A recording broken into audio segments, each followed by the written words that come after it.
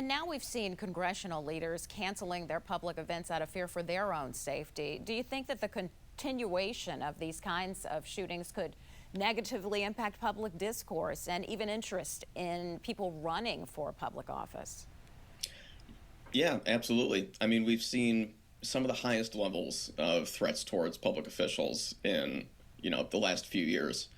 The U.S. Capitol Police has put out numbers multiple times saying that, this is the highest level that they've seen in decades. Judges are constantly getting threats of violence or public harassment. And quite frankly, if I was an elected official, I would probably be in the same position where I'd be apprehensive about appearing in public without a massive security presence. So this really kind of puts a damper on the way that representative officials and other politicians can interact with their constituents. Yeah.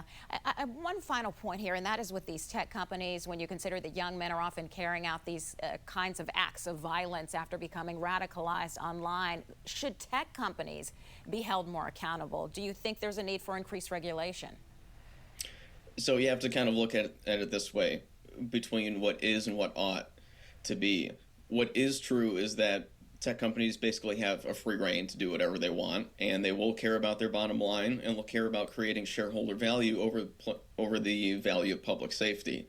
So unless there is serious political will to actually rein these tech companies in, talking Meta, Discord, and any of the other big social media apps, then nothing will really change until we actually have the political will and we have the senior leaders at those companies actually willing to submit themselves to increased regulation.